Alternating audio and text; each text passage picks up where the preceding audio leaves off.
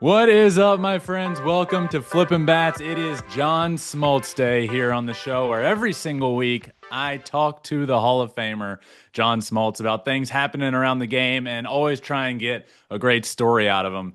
Today, we do just that. Was with Andrew Jones down in Birmingham, Alabama last week. We talked about John Smoltz and the athlete he is all around, and Andrew shared a hysterical story about John that I'll ask him about, and it'll be a fun conversation there. But couple things we need to talk about is what Cal Raleigh is doing in the American League. Over 30 homers, the most home runs for a catcher before the All-Star break in history, passed Johnny Bench like a week ago, and we still have a while before the All-Star break. So who's the MVP frontrunner in the American League between Cal Raleigh, a catcher, and Aaron Judge with what he's doing?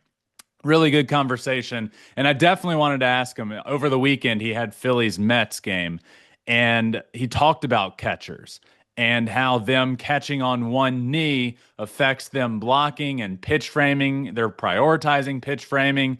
It's just an interesting conversation to me always. And to hear John Smoltz talk about it and then be able to talk to him about it on the show is really interesting. So what we're going to talk about here in this show is just that. Now, what I'm talking about specifically is, now if you watch, catchers always used to be in a catcher's position. Obviously, both heels on the ground, two knees up, calling pitches that way. Now what we're seeing in the game is one knee up, one knee down on the ground, and the point is to prioritize framing pitches. But what happens is blocking pitches becomes harder. And when John Smoltz was on the call this week for Phillies Mets, Francisco Alvarez behind the plate just tried to pick a ball that he easily could have blocked, and it costed them. It costed them a run. So I'm going to ask John about that as well. But really fun show coming up. Really excited for you all to hear this. Remember, Flippin' Bats is presented by FanDuel. Bet baseball with us all season long on America's #1 sports book. Without further ado, let's welcome him in now, the Hall of Famer, John Smoltz. All right, and I am pumped to be joined now, as we are every single week, by the Hall of Famer, John Smoltz. John, how are we doing this week? Doing great. Got hot all of a sudden around the country, temperature-wise. Absolutely.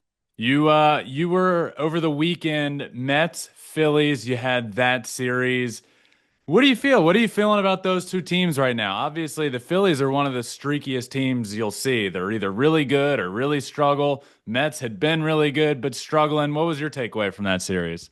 Yeah, this year has been already a streaky season. I mean, both New York teams have hit the skids at the wrong time heading into the All-Star break. You always worry about those fades into the All-Star break.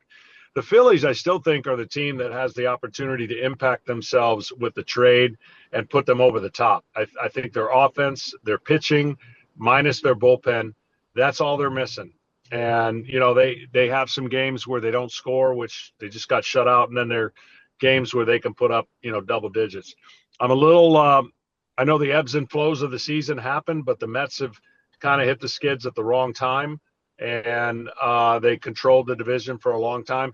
And I think both teams, in a weird way, have let the Braves hang around. Yeah. And that really is the big news for me, because if the Braves can continue to play better baseball and get to 500 before the All-Star break, then all of a sudden we have the race we thought we were going to see between three teams. Don't let them get hot. Don't let them believe, really. You had a chance to put them so far in the rearview mirror that they would have been out of it, but you haven't really done that to this point.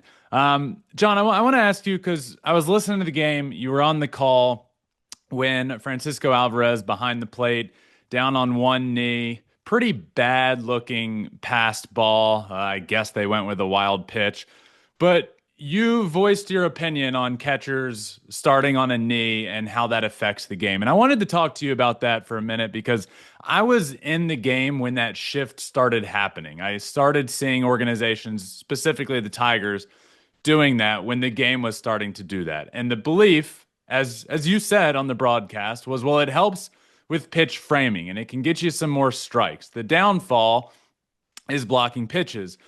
And I heard you talking about it, and the reason I want to talk to you about it is because you were a pitcher. So I want to know where you're coming from in terms of, I would have guessed as a pitcher, you would have rathered sacrifice a couple of wild pitches for pitch framing, because you're going to have more close pitches called balls or strikes than wild pitches. So let me hear your thoughts on catchers down on a knee, sacrificing blocking pitches over framing pitches to try and get strikes.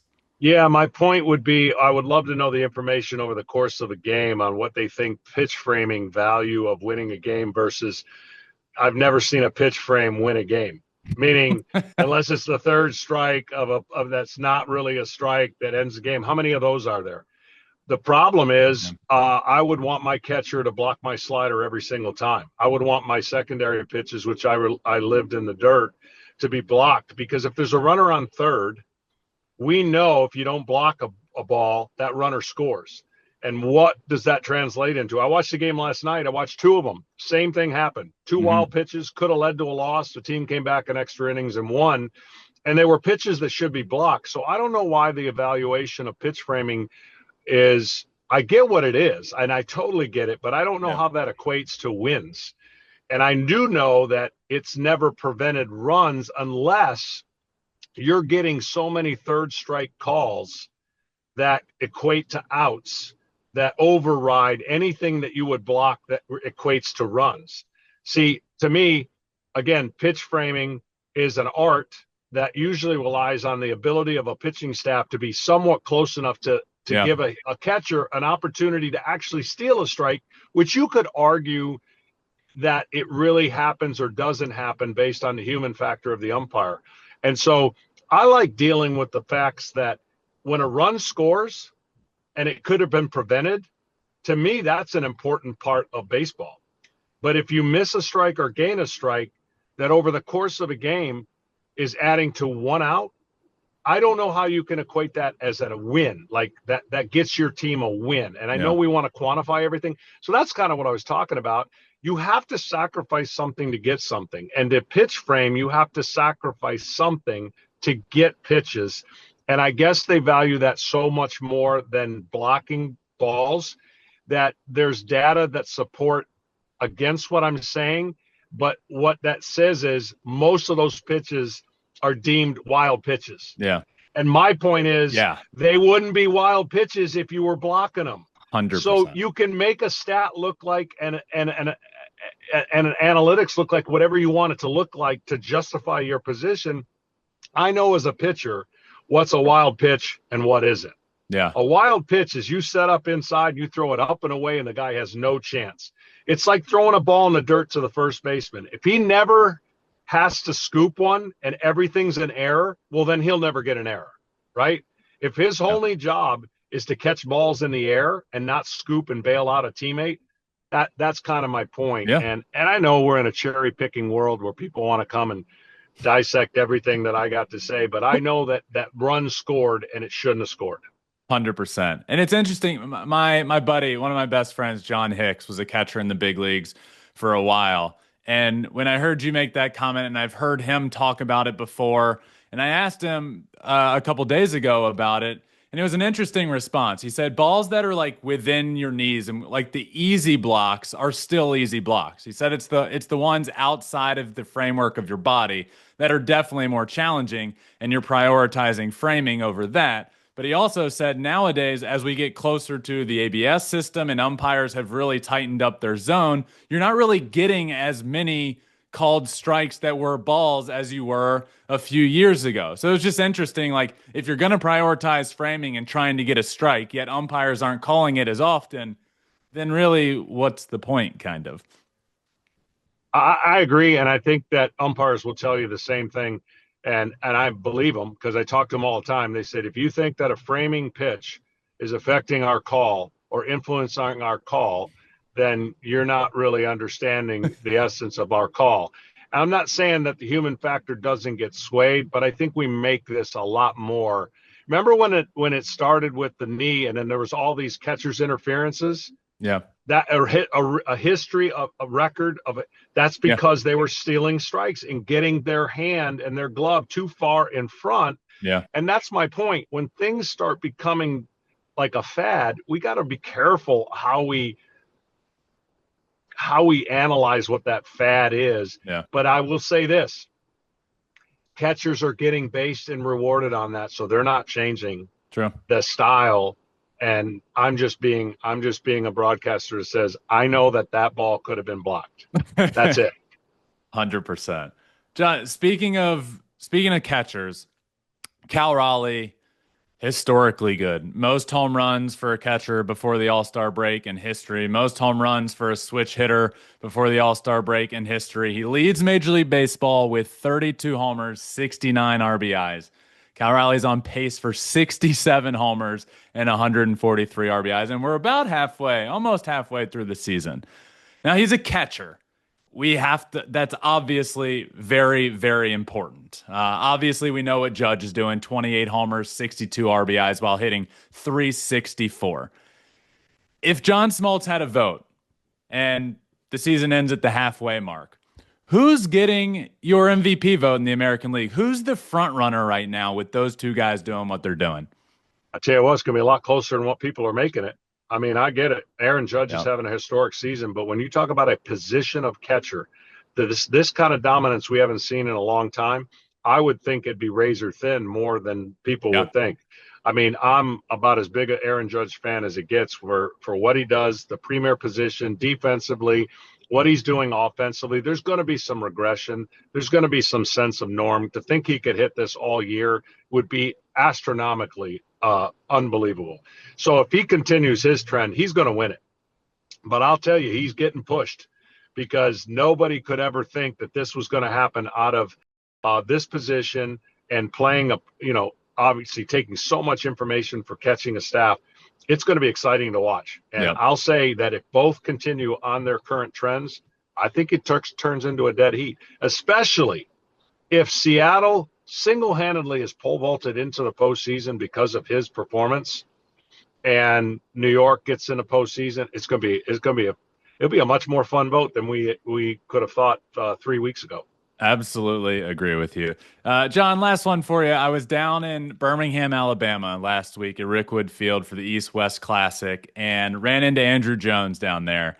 Talked to him for a little while. Said I talk to you weekly. One, obviously, said to say hello, but something he said that I feel like every ex-Brave that I talked to, besides maybe David Justice that said he's got you in basketball, Andrew Jones said that you're the best athlete that he ever played with, and he wanted me to relay it back to you and say hello. And I just find that interesting. I mean, whether it be somebody I talk to and says you're the best fisher around them or the best basketball player, it's just a given that somebody's going to mention the all-around athlete that you are.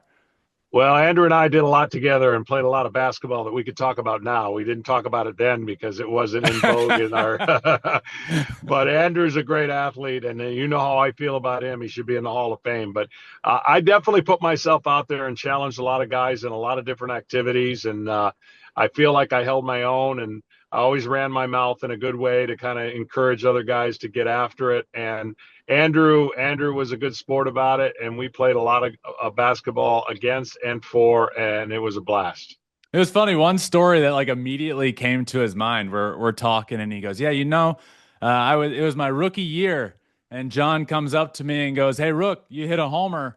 I give you $200." And he goes, "I rookie." And back then, $200 was a lot. And then he goes, and then Mark Lemke comes up to me and goes, "You know what? I'll do the same thing." So he goes, "Next thing you know, I got $400 on the line. I went out and hit 2 homers that night and got $400 by the end of that night." Yeah, that's a true story. And there is definitely some incentives built in for when you're pitching in a game where they're hitting home runs. My favorite story was two young players. I promised home runs because they hit the go-ahead home run in Colorado to get me a potential win. I went 8 innings and we were winning. And I said, "You guys are getting new suits when we get to New York." They were all excited about it. In the ninth inning, the closer gave up a 2-run homer and we lost. It took them about 30 minutes, and they came up to me sheepishly and said, "Do we still get the suits?" And I said, "Yes, you still get the suits, despite we didn't get the win." That's a tough one. That's tough to get them those suits, but it worked out the way it did. John, appreciate it as always, my friend. Have a great week, a great call this weekend, and we'll do it again next week. You got it. Look forward to it. All right, just wanted to thank John for joining us as always. Really fun show, really fun episode. Honestly, it was really cool talking to Andrew Jones. I wore number 25 growing up because of Andrew Jones. And then to be able to talk to him about that and talk to him about John Smoltz and get some stories and then get another one out of John, always really, really cool. And I agree with him about AL MVP. I'm not so sure if the season ends right now who wins it. Obviously, Aaron Judge is having a better offensive year. He's hitting over 360 with a bunch of homers and a bunch of RBIs. But what Cal Raleigh is doing historically and catching a game behind the plate is incredible. So thanks to John Smoltz for joining and talking us all through it. Enjoy the next few days of baseball. Fun weekend ahead. Some fun races are coming up, and we'll do it again Monday. We'll talk power rankings and everything happening over the weekend. But until then, my friends, please make sure you subscribe wherever you listen to your podcast, Apple, Spotify, wherever you're listening. Hit that subscribe button. And if you can, go to YouTube. Watch us on our Flippin Bats YouTube channel. We're getting close to 56,000 subscribers. I love hopping in the comments and talking back to all you guys and having a conversation there. But like the video, leave a comment, subscribe to the YouTube channel. That all really helps. And we're on all social media at Flippin Bats Pod everywhere. Appreciate you all. As always, remember, find your bat and flip it. Peace.